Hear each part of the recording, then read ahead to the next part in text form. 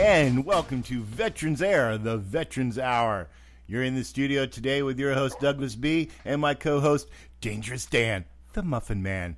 This is a special edition of Veterans Air, the Veterans Hour, where we talk about news, talk, and uncensored commentary of interest to veterans, our active duty service members, and the families that love us.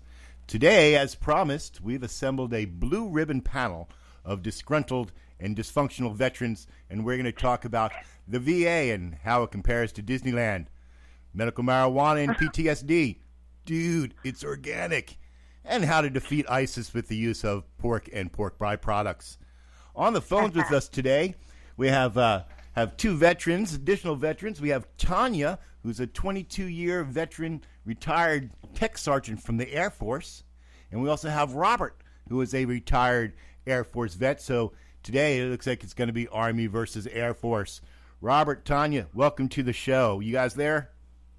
Yes, thank you. Outstanding. I'm going to start this show off with a little housekeeping chores and let everyone know that Veterans Air can be contacted through our Google number of 936-344-3083. And if you want to text me, it comes right to my phone here in the studio, and I can get your texts on air. And as always, you can listen to the show live on veteransair.us and Conroe's FM stations 104.5 and 106.1. Did you know that we also archive our shows? That's right. You go to veteransair.us and you can listen to the show over and over again. So, here we are, July 5th. We're all tired from the long weekend. We've all seen the fireworks. Hopefully nobody cowered in their bathtub. Dan? Yeah, what's up? Were you in the bathtub this year? No, I was not. I managed to stay out of the bathtub. That's outstanding. Yeah. We're going to start the show off, and we're going to talk about the VA and how it compares to Disneyland or how it doesn't. Now, if you remember last month, the Secretary of the VA was standing before Congress, and he was telling them, or comparing how the wait times for an appointment at the VA were kind of like Disney World. It's really not a measure of how effective the VA is. Well, here's my take on that. As far as I know, no one's died waiting to get on Space Mountain. However, we have veterans that have been on the wait list for an appointment that have died. Now, the VA, I want to say this before we get into this, and we're going to talk about the VA, but I want to say that the doctors and the nurses and the staff at the VA hospitals are absolutely fantastic. These are hardworking guys and gals, and they're doing the best that they can for us. The problem with the VA, as I see it, is administration. From the top down, we have a culture of, I just don't care. He's just a number. Let's get him in and let's get him out. And if we can't get him in, oh well, too bad for him. So I'm reading here. I try to stay up on the events. And I came across this article in the Washington Post. And it was dated for May 23rd. It's by Lisa Rain. VA chief compares waits for veteran cares to Disneyland. They don't measure that, neither should we. And I want to read a quote from this. Veterans Affairs Secretary Robert McDonald, under pressure to be more transparent about how the VA measures wait times for veterans care, on Monday said that the government should be more like Disneyland. Disney doesn't track how long visitors wait for attractions at their theme parks to decide if they like the experience, he said. So the VA should not be held to the same standard for medical appointments for VAs. When you go to Disney, they do measure the number of hours you wait in line. Or is that even important? McDonald told reporters at the breakfast sponsored by the Christian Science Monitor, what's important is, what's your satisfaction with the experience? All right, here's where I go. We're going to start with Dan. Dan, tell me, what's your experience with wait times at the VA? Well, first of all, I'm going to start off by saying that I fully agree with them. I feel that the VA should be more like Disney World, and the fact that it's privatized and you're able to hold it accountable when they don't do their job. Oh, that's great. We can get our money back if we don't get on Space Mountain. Absolutely. What do you guys say? Tanya, Robert, jump on in here. All right. I say that at Disney World, you can actually hit something called a fast pass, and if you decide that you don't want to wait in line at Space Mountain, you can go on over to some other ride. Veterans don't have that that same opportunity. We're forced to sit sometimes for hours and hours and hours as walk-ins or what have you to try and be seen. And I think that sucks. I think it sucks. I think that they're also looking at when you're, okay, so let's say you do wait in line at 4 hours for Space Mountain. Let's say you do. All right, once you get on Space Mountain, well, you know, I've got a cuss word that wants to come out of my mouth, but I'm going to hold it in. You're just like, all right, I'm on Space Mountain. Not to mention the fact that they missed you. They give you shady places to wait. They you know, they give you things to look at while you're biding your time. The VA doesn't do that. You have magazines from like the 1800s sitting there in that waiting room. You have a TV that's often on DIY or something else that no one gives a rat's ass about. And then this final thing about what matters is your overall satisfaction with the experience. Every doctor and every person you see at the VA, there are some of them that care so much, and I've met those people. I have. But then there are others who I have actually had a doctor look at me and tell me that I was wasting his time. I was wasting his time. Oh, I have had that too. I'm going to give Robert a chance to weigh in here. Yeah. Robert, Yeah, I know that I've had that same experience, Tanya, where I've had a doctor tell me that what I think is wrong with me doesn't exist, or that I'm just wasting their time. The wait times have been excessive. I've been on a wait list for 30 days for an appointment that to me seemed like something I should have been able to walk in and been seen for. However, I would like to weigh in on the behalf of the VA. My father's also a vet and has COPD and asthma, and we're just going through all of the process of having his cataract surgery done. And I have to say that the new Choice program, I don't know if any of you had an opportunity to use it, but for my father, it's worked amazingly well. He has a pulmonologist that's on call now. We waited nearly 3 years to get this to work for him. But now that he's enrolled in Choice, it's like if he has a problem or needs a doctor, he actually gets to go see somebody like that day. Let's talk about this Choice program. I'm glad you brought that up. If veterans out there, if you don't know what this is a program that was started last year, and you may or may not have gotten a Choice card in the mail. If you did, I encourage you to go ahead and jump online to the VA and fill it out and get certified. The Choice program is supposed to work like this. If you're more than 40 miles from a VA facility that can treat you, then you can use the Choice program and see a private doctor. Now, my understanding the way this works is you have to pre-certify to do that.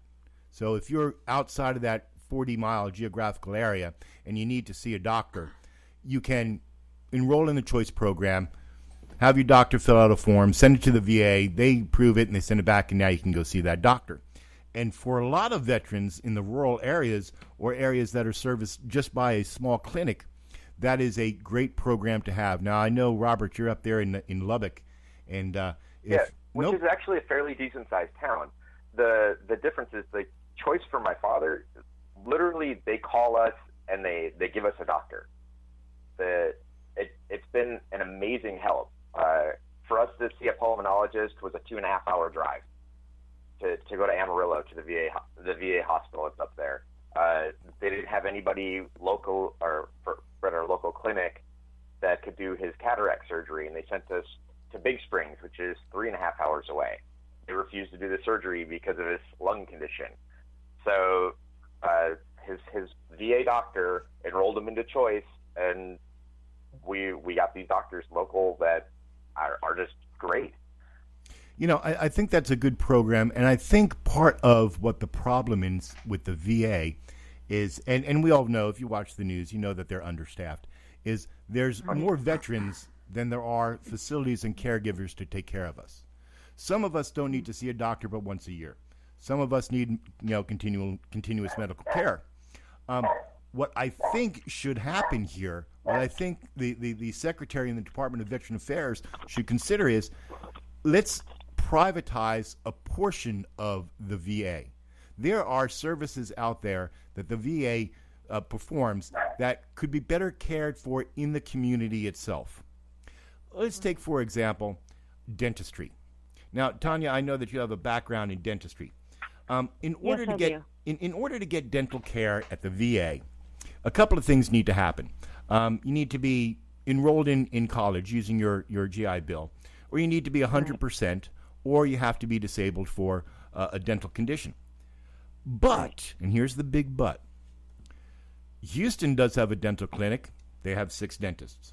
None of the surrounding clinics in the area have dental.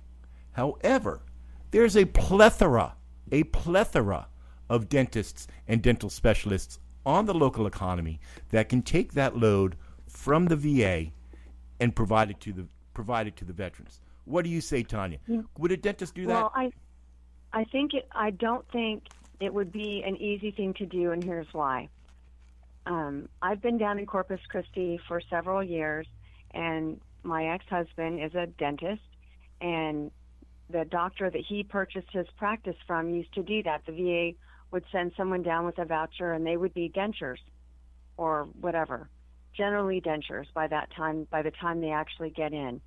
Okay, so the VA is supposed to pay the dentist for that work. Well, we have, I can't even tell you how many before they stopped taking VA patients because the VA was not processing the paperwork for payment for those dentures. Okay, so I think there's another side to that people aren't really thinking about. It's important to understand that those doctors are running a business, and if the VA is paid in a different way from the civilian doctor. So I think maybe it would be important to look at how the VA is processing payment and to make it timely so the doctor gets paid for the work he does. You know what's odd? Let me tell you what's odd about VA and processing payments. Now, luckily for me, I have my own private insurance. Right. So I only use the VA for things that need to be done that aren't covered under my insurance. An MRI, a CAT scan, things of that nature. You know what I'm saying. At any rate, right. The VA has no problem charging the insurance company that day of the visit for the treatment that they gave. So though I use the VA facility, the VA is billing my insurance. They have no problem billing the insurance. But what I hear you say is they have a problem paying the doctors that are treating the veterans. And that is correct. This goes back to what I was saying. What's bad about the VA, and I'm not talking about the doctors, the nurses, the caregivers, who are doing the best they can. Thanks, guys. I appreciate all the work you do. I'm talking about the system. The system is rotten. And I'm sorry, that buck stops with the secretary of the VA. He's in charge. Correct. He needs to change this. He needs it to be a work in progress. And wait times. Well, he's trying to throw this off on someone else. He's saying, at that breakfast when he's asked, what should matter is not the create date, but it's the valid measure of a veteran's VA experience. He's not considering the fact that people, while you're suffering, it doesn't help you to know that someday you'll get seen. It doesn't help a doctor who's outside the VA to help to know that someday you might see that money come in. I mean, everybody's trying to run a practice, trying to pay people that work for them, and it's just not right. I agree. We're going to go on break here, and unfortunately we haven't solved any of the VA problems, but it gives us something to think about. And remember, call into or text into veteransair.us. Our number is 936-344-8330. When we come back, we're going to talk about marijuana and PTSD. Dude, it's organic.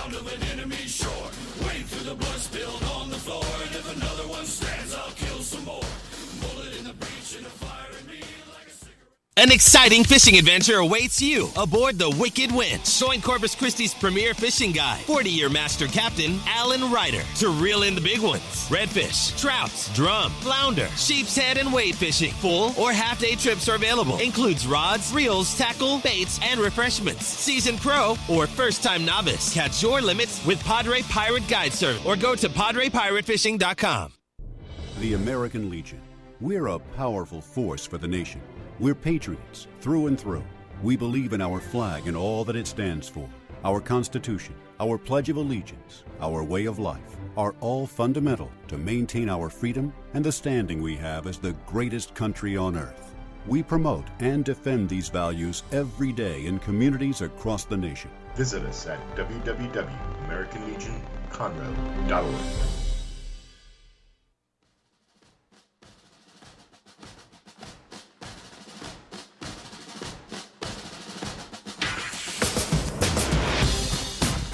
And you're back with Veterans Air in the studio with your host, that's me, Douglas B., and my co-host, Dangerous Dan, the Muffin Man. This is a special edition of Veterans Air where we're talking about the VA, medical marijuana and PTSD, and how to control ISIS with pork and pork byproducts. In our last segment, we talked about the VA, and unfortunately, we didn't find any answers to the problems, just more questions. But now we're going to go into a really good and interesting subject, medical marijuana use to help PTSD, or as I like to say, dude, it's organic. All right, I got to talk to you about medical marijuana because I do have some background in this, and I'm not talking about personal experience. But in my other life, in my business life here, I do some hosting for some medical marijuana companies. And I have been doing so for a number of years, and I've watched that industry grow and progress medically wise on what they can do. Medical marijuana is coming to its own. It's moved from the street corner and rolling a joint to how can we use this substance to treat certain things, to cure certain things, or to alleviate certain things. Did you know that in Texas, just recently, a law was passed in Texas, that if you suffer from certain types of epilepsy, medical marijuana is legal for you. If you suffer from certain forms of glaucoma, medical marijuana is legal for you to use. Now, there have been some studies done on the use of medical marijuana to treat PTSD. And I want to read you something from the VA's own website. If I can bring it up. Medical marijuana use. Yes, this is from the Department of Veterans Affairs, PTSD, National Center for PTSD, marijuana use and PTSD among veterans. And this was written by doctors Marcel Bon Miller and Glenna S. Roussiel. I hope I pronounced your names correctly. And they write, marijuana use for medical conditions is an issue of growing concern. Some veterans use marijuana to relieve symptoms of PTSD, and several states specifically approve the use of medical marijuana for PTSD. However, controlled studies have not been conducted to evaluate the safety or effectiveness of medical marijuana for PTSD. Thus, there is no evidence at this time that marijuana is an effective treatment for PTSD. In fact, research suggests that marijuana can be harmful to individuals with PTSD. Does anybody want to weigh in on this? Dan, you're making a face. Dan, you're making a face. Yeah, I'll weigh in on it. I feel that the government has kind of like a don't look what I'm really doing, because they have patented pretty much every use medically for marijuana, and a reporter named Ben Swan ended up cracking that one, and I think it's kind of funny that they keep trying to say that marijuana is not, or it doesn't have any use medically, but they just keep patenting medical uses for it and restricting private businesses from profiting from medical marijuana. Tanya, I heard you back there. What do you want to say? Well, I was reading an article by Dr. He's an Israeli scientist, Dr. Metzolam. He's Dr. Raphael. He's a PhD. He says that it says that he discovered the brain's endocannabinoid system and the endogenous neurotransmitter is called anandamide, and that he's one of the most respected Israeli neuroscientists, and he is saying that the neuroprotective effects of marijuana may eventually have applications for other neurological and psychiatric conditions, including Alzheimer's and Parkinson's, and that with another fascinating discovery is that the cannabinoid system of our brain is integrally related to memory, specifically memory extinction. So the point that what the VA does is they do cognitive behavioral therapy. I read up on this.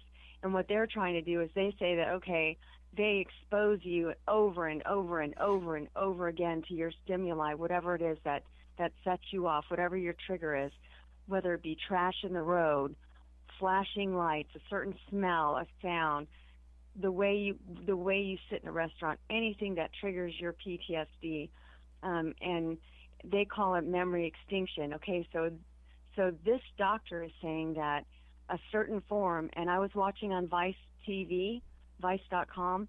They have all they have to do to seriously research this is to take marijuana from making it a Schedule II drug and take it down to a Schedule I drug. What they're doing now is they have it in. They say, "Oh, we're going to investigate it," but it's swimming upstream like a salmon that's frozen. It's not going anywhere because they don't want it to go anywhere. I personally think that it's big pharma, that all the drugs they have, like, morphine and all the other opiates and so forth, that they get those from one system, and maybe the medical marijuana would come from somewhere else. But there are 14 strains that are analyzed to affect different places in the brain that affect different stimuli from different triggers. And this is saying that instead, our therapists are into cognitive behavioral therapy, where they do that again. They expose you to your until you have memory extinction, until you realize that whatever that trigger is, that it really has no meaning here. Hang on for a second. Hang on for a second, Tony. Hey, Robert, you out there? Yeah, I'm right here. I'd like to weigh in right here. Presently, I'm going to college, and I plan to be a drug therapist. Looking at this, this last semester I did a big paper that revolved primarily around the research that's going on for medical marijuana use and veterans suffering from post-traumatic stress disorder, which is a key point for myself as I personally have post-traumatic stress disorder. The number one issue that we're seeing with veterans is the fact that the comorbidity rate between post-traumatic stress disorder and substance use disorder is so high that that's right. It affects other portions of your life. You can't by taking a substance that individuals form an addiction to and using it as, it's no different than looking at the pain medication that so many of us get. And well, wait, hang on. Are you saying you can get addicted to marijuana? Yes, it is clinically. Well, I can't say it's clinically proven. There is evidence-based research showing that there is a correlation between addiction and marijuana use. The VA itself sees this. There's been a 22.7% fiscal year 2014 increase in veterans with post-traumatic stress disorder and substance use that use cannabis as their primary substance.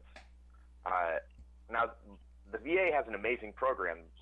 You were talking about cognitive-based therapy. The number one thing that's working for individuals when you have a comorbid disorder is doing dialectical behavioral therapy. We use the Seeking Safety program, which was designed specifically to work with individuals with post-traumatic stress disorder and substance abuse. And it's a great program.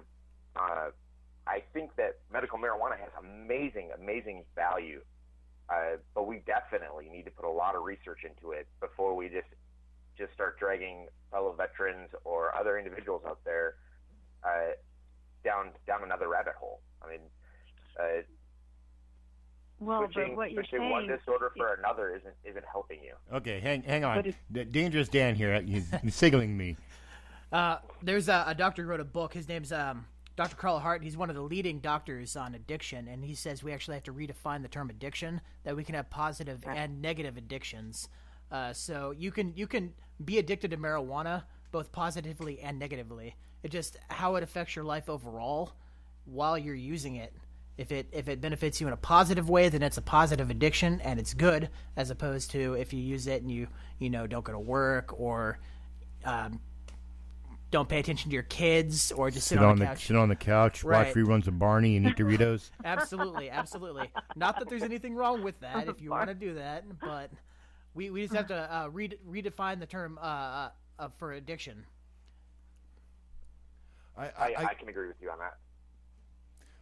well, it's all in what makes your life better. Exactly. Everything in moderation. Now, Tanya, you were bringing up that article about that Israeli doctor, and I think you and I may have been reading the same one. I went on to read, and currently, he's working with the Israeli army and actually doing a study on medical use of marijuana with both active duty and veterans suffering from PTSD. So this is definitely something to watch here. Now, I know a lot of vets. Both from my time here at Veterans Air and with my associations with the American Legion and the VFW, I talk to hundreds of vets every week. And some of these vets do self-medicate using medical marijuana, cannabis. Dude, it's just a bowl. And this this is what my takeaway from talking to them about this and the way that they use it. And this is kind of supported by this Israeli doctor's research. Because in his article, he's saying that you get the most benefit, or it appears that you're receiving the most benefit, when you do small or moderate doses in the evenings. That's right, right before bed. Right before bed, or when you're going to an event that you know that there's going to have triggers. Now, I was talking to a couple of vets, and on average, what they're telling me is this is what happens to them when they smoke medical marijuana. And I want to make a clear distinction between receiving medical marijuana and scoring a dime bag on the corner. So people out there, if you're listening to me and you think that I'm telling you, go get a dime bag on the corner, you're wrong. I'm telling you medical marijuana. So anyway, what they're telling me is they're saying that when they're having a hard day, a stressful day, something's going wrong in their life or they've just, had too much and they need to withdraw. They feel that their life is closing in on them. They'll have a tiny little bit just before bed. They say they're not experiencing a high off of the use of this, but they do feel some, and I quote, brain fuzz. They get thirsty, and then they sleep. I had one veteran that did this, and the next morning, the veteran calls me, and they said, you know what? This is absolutely fantastic, but I'm madder than hell at you. I said, what are you mad at me for? I didn't make you do it. And they said, well, I just am. I said, well, did you sleep? Well, yeah. Did you sleep all night? Yeah. Are you in pain? No, I didn't have any pain. So what are you mad at? It came back the next morning. Well, yeah. So this kind of supports the Israeli doctor's research so far that maybe and it's not only him. There's doctors here. There's a guy that's isolated 14 different strains of marijuana, and he talks to the plants like he says she's for this and she's for that, and they actually encourage the growth of whatever portion of the plant affects the portion of your brain that reacts to mental stimuli, emotional, scent, and there's so many different ones, and I just can't understand why they're limiting trials of it here when it's made legal in states like Colorado, and people just go and get high however they choose, whether they need it or not. We're gonna go on break here, and when we come back, we're gonna talk about this. Tanya, I'm glad you brought it up. We're gonna talk about the states that have legalized marijuana and legalized recreational use of marijuana, both the good and the bad. Stay tuned. You're listening to Veterans Air, the Veterans Hour on Lone Star Community Radio.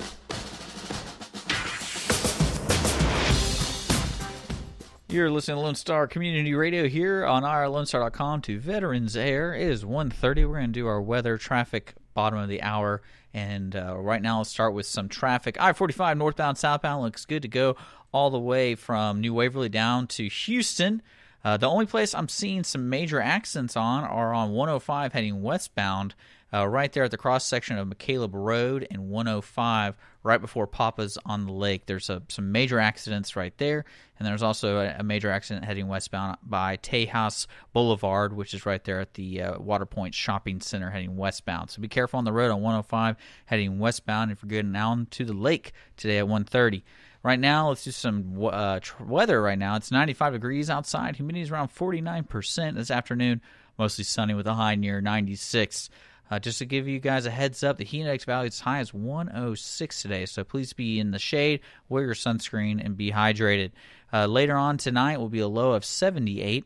And actually, this whole week looks perfect for Montgomery County. The average high, though, is going to be around 97 and a low of 77. The first day they expect some rain is this upcoming Saturday. There's a 20% chance of thunderstorms. You are listening to Lone Star Community Radio here on irlonestar.com and soon to be on Conroe's FM 104.5, 106.1. You're listening to the Veterans Air right here on irlonestar.com. We'll get back to them right after these messages. Coming right up on irlonestar.com and Conroe's FM 104.5 and 106.1. Veterans Air, the Veterans Hour. News, talk, and uncensored commentary for today's veterans with your host, DouglasB. We're pretty sure the Army didn't train him for this. An exciting fishing adventure awaits you aboard the Wicked Winch. Join Corpus Christi's premier fishing guide, 40-year master captain Alan Ryder, to reel in the big ones. Redfish, trouts, drum, flounder, sheep's head, and wade fishing. Full or half-day trips are available. Includes rods, reels, tackle, baits, and refreshments. Seasoned pro or first-time novice. Catch your limits with Padre Pirate Guide Service or go to PadrePirateFishing.com.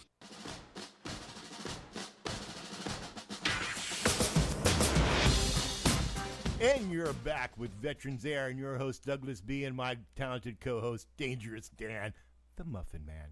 We're talking today on a special edition of Veterans Air with our blue ribbon panel of disgruntled veterans, and we're talking about medical marijuana and its use for PTSD.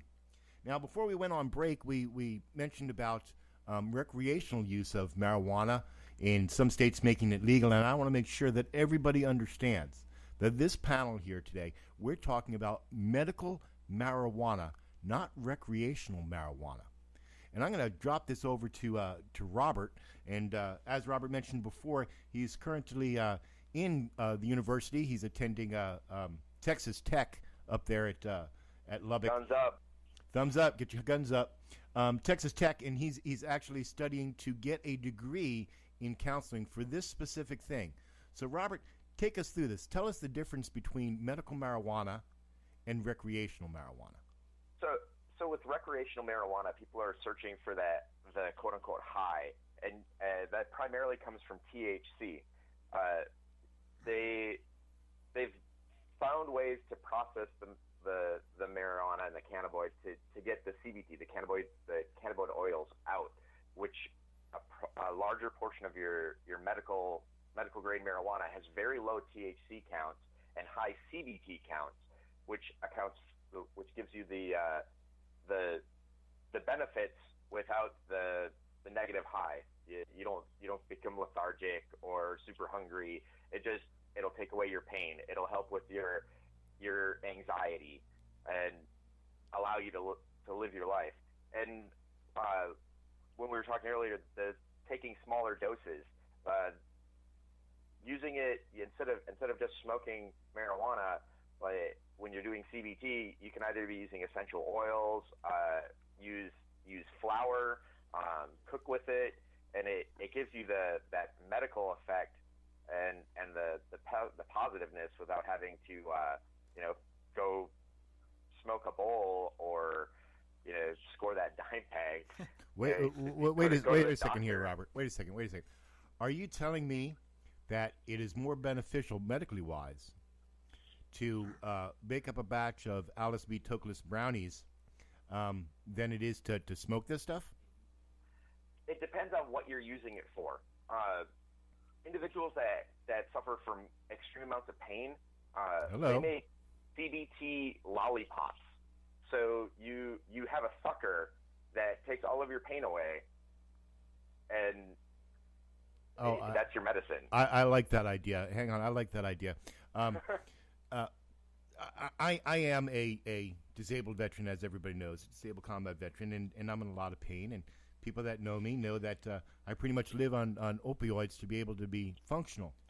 And a number of years ago, when I was on morphine, and I still promote that we should do an investigation on making gummy bear morphine. But at any rate, hey, if they can do it for vitamins, they could do it for morphine. But when I first started with pain medication and pain management, they did give me a morphine or an opioid lollipop, and this stuff was amazing.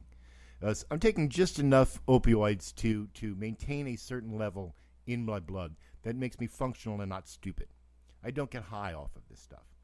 But if I do something that I shouldn't do, like, try to climb a ladder and fix my roof with Dangerous Dan here, yeah, that was an adventure.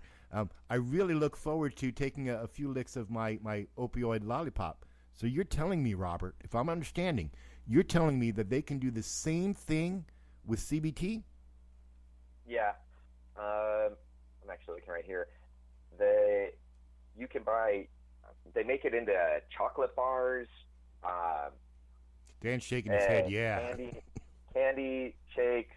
You can get the oil, like in the form of a butter, to where you do your daily cooking with it. Like if you're going to make muffins, I think it's butter, use anything that's oil. fat soluble.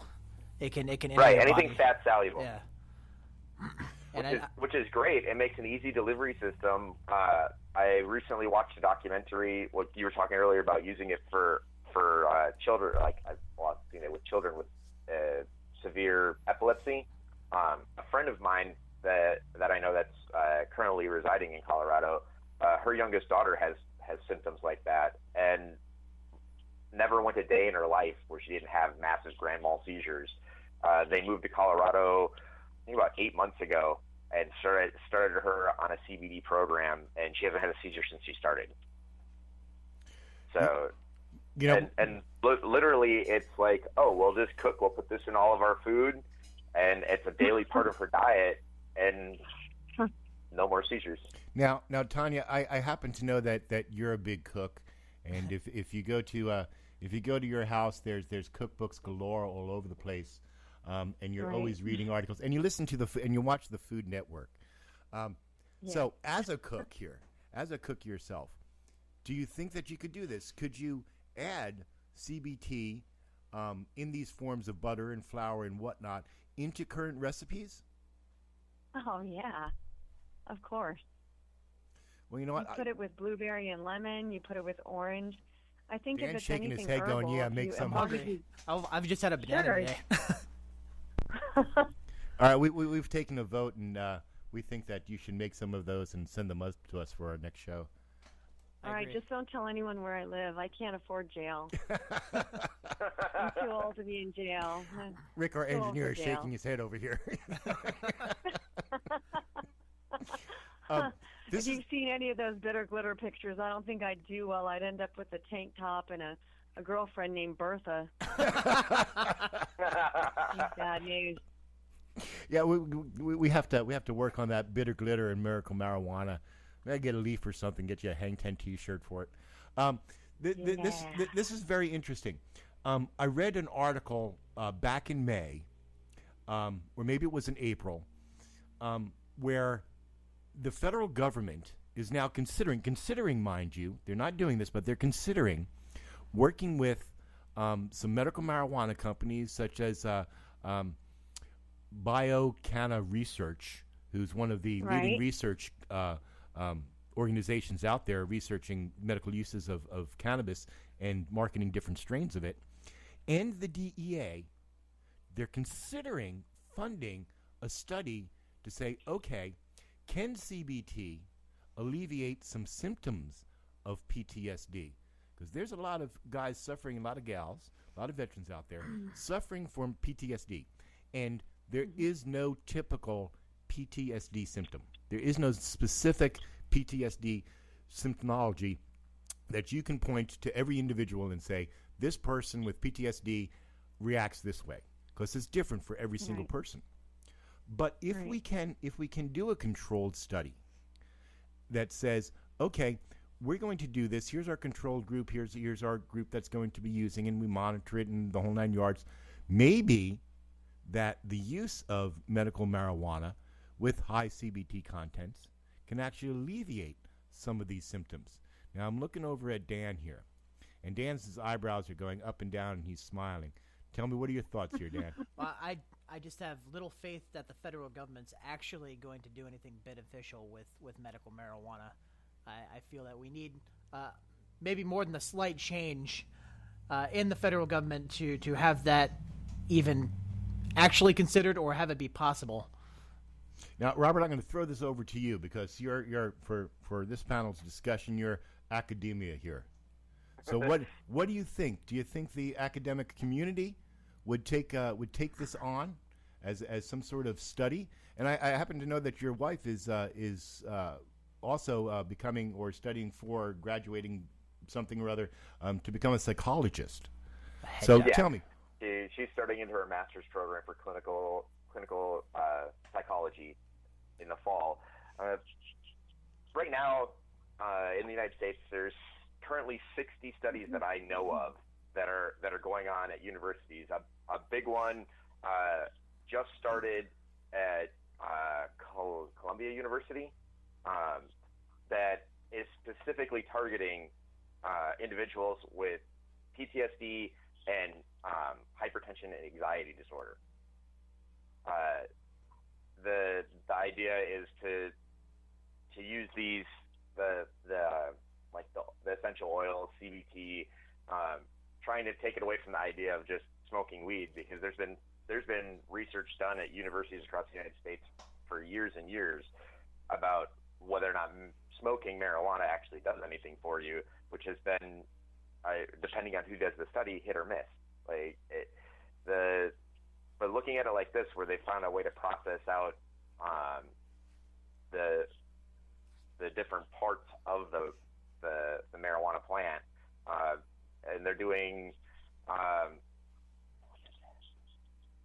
think it was the last one that I read was MRI studies or CAT scan studies, where they're taking people who have had the stress event. The study I read was with rape victims. I'm gonna have to interrupt you here, Robert, because we're running out of time. I do want to get to our next segment of ISIS. But everybody listening out there, I want you to make sure that you take down this address, Veterans Air. That's veteransair.us. We're going to put this whole segment up on our website so you can listen at it.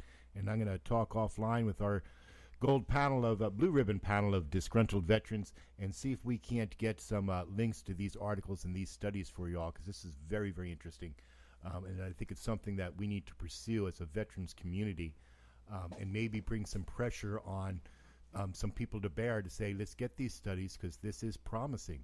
Medical marijuana, cannabis use, under controlled substance. If we can do it for opiates and we can do it for alcohol, we dang sure can do it for medical marijuana. So we're going to go on break, and then we're going to come back, and we're going to talk about ISIS and how to control that threat with pork and pork byproducts.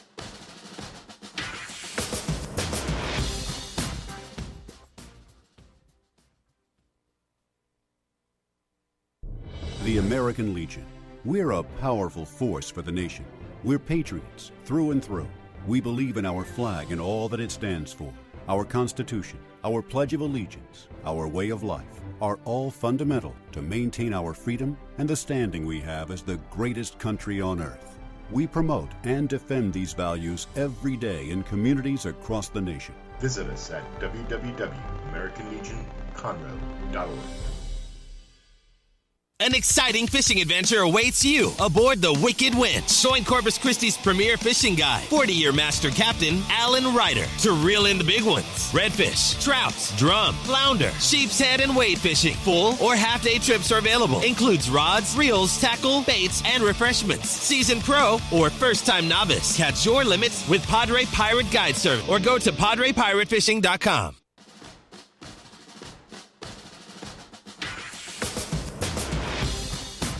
And you're back with Veterans Air, the Veterans Hour, and our blue ribbon panel of disgruntled veterans. We're talking in our last two segments about the VA, about the medical use of marijuana. Dude, it's organic. And our last segment here, our last 10 minutes, we're going to devote to how to protect America from ISIS and terrorism using pork and pork byproducts or other such measures. I personally prefer 5.56 Freedom Fries. Tanya, you told me that you had something that you wanted to bring up on this segment. Go ahead. The mic is yours.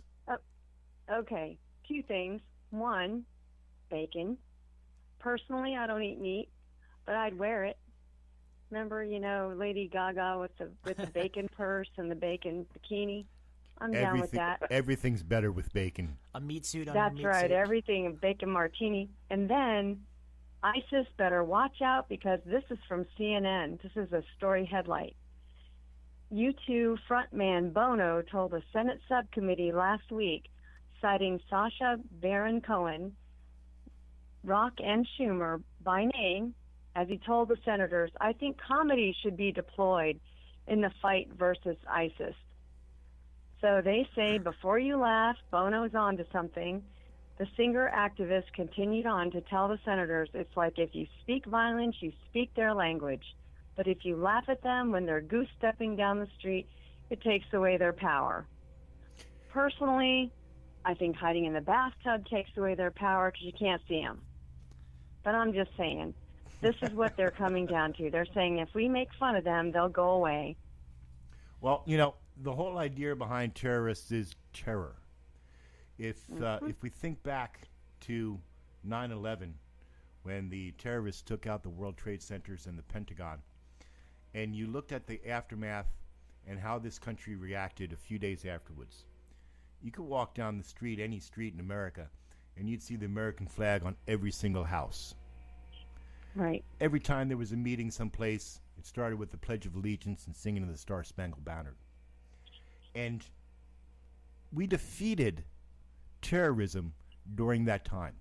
We came together as a nation and rejected it. We rejected terror in all of its forms. Now, ISIS, specifically ISIS, I'm going to talk about here, and understand, I'm not doing a Muslim bashing thing that we need to understand. There's a distinct. It's just an ISIS bashing. Right. Terrorism. There's a distinction between the Muslim Islamic faith and radical Islam. And that's what we're fighting here, radical Islam. But what I was going to say is we've changed as a culture in these past years, from 2001 to now.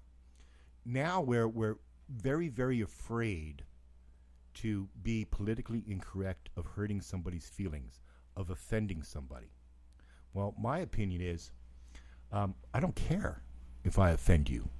I don't care if you don't like America. If you don't like it, get up and leave. I have a personal code, and you can see this. You can read this. Check out bitterglitter.us. The code is simple. It says this: all my life I've lived by the code, and that code is simple. You honor God, love your family, and defend your country. We're not doing that as a nation. I think as a nation, we're kowtowing to ISIS and radical Islam, and that's my point of view. And go Daniel. Well, I think, first of all, we should probably look into how ISIS was funded and basically propped up with our leaving of Iraq. And oh, that's right. You're one of those Iraqi veterans, aren't you? No, Afghani. Afghani. Yeah. And I do think that Bono has a point, that violence is only going to breed more violence, and that peace through violence will only lead to short-term gain. I mean, look at Gandhi. Gandhi did nonviolent protests and activism in India, and his change is still, there, as opposed to, every regime in the Middle East, which has risen and fallen with violence. And I think Bondo's got a good point. Comedy is going to win through as opposed to using violence, because we've been using violence in the Middle East for 10+ years, and look where it's got us. More terrorist groups. Right. Then I am calling for every red-blooded American veteran out there to start looking at ways to create bacon as a tie to keep you safe from this. Go ahead, Tanya. You've been wanting to say something. Go ahead. We got the idea. Wearable bacon. Wearable bacon. You make a wearable bacon jewelry, T-shirts, bacon bumper stickers. I think we have a lot going on here.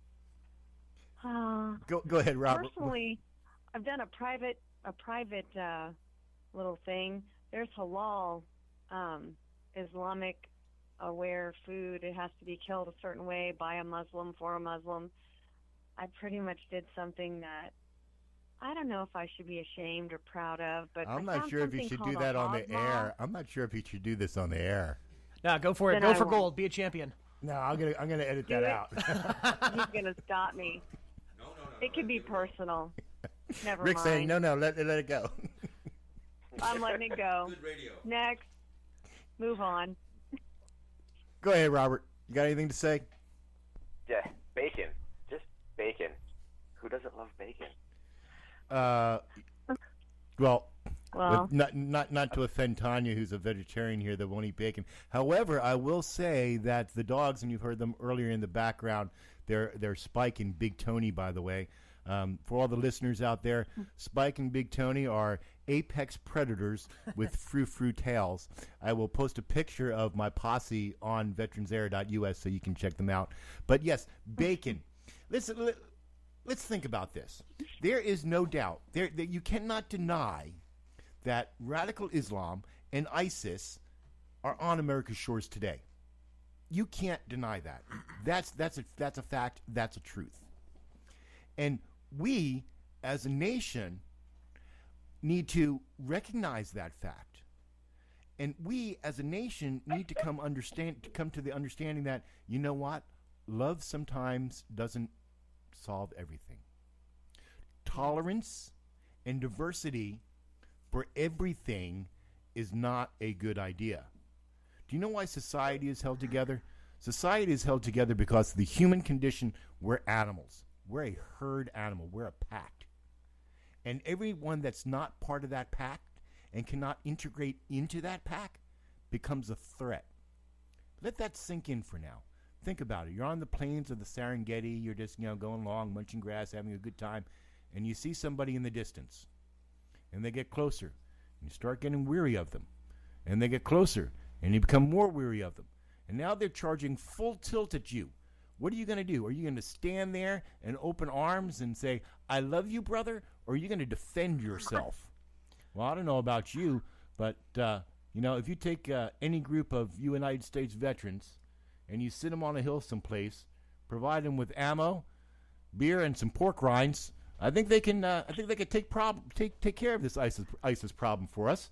We just need to get them there. As a matter of fact, I'll bring my own AR. Her name is Arlene. It's a medical marijuana, says Rick. Doug, just go to Afghanistan. It grows thick as trees there. I'll pass. I can bring liquor. That's legal. And it's medicinal. You never know when you're going to need to clean a wound. Absolutely. That's right. It's medicine and it's poison, depending on how you use it. That's right. That's right. Just so you all know, Daniel, Dangerous Dan here, and Tanya, they are Afghani veterans. They are from that war. Robert, what about you? What's your war? I was just getting out as OEIF started. OEF. I didn't actually get to go and do all of the fun and wonderful things that you all got to do. So, Robert, you're saying you fought the war on boredom? But I was on the leading end of shipping everything. Hoorah, Air Force. Chairborne. It wasn't fun. I myself did not do OEF. I was the Golf Storm era, and looking at my engineer now to see how much time I have left, and he's telling me I got 2 minutes left. So 2 minutes. Here we go. I want you to listen up, people out there. You've been listening to Veterans Air, and our special edition with our blue ribbon panel of disgruntled veterans trying to solve the problems with the VA, medical marijuana use for PTSD, and ISIS, fighting them with pork and pork byproducts. Before we go, I am going to end the show as I always do and tell you that I want you to be careful out there and be vigilant and stay safe. We're going to end this segment the way we always do by this rousing and heartfelt and prideful and nationalistic song called The Warrior Song from our good friends over at warriorsong.org. And I leave you out. Remember to tune in next month, the first Tuesday at 1 p.m., where we're going to be talking with Darlene Gregory, who's going to tell everybody about the Small Business Association and how it can help with veterans starting and funding their own businesses. Right on. Right on. You've been listening to Veterans Air, the Veterans Hour, here on Lone Star Internet Radio.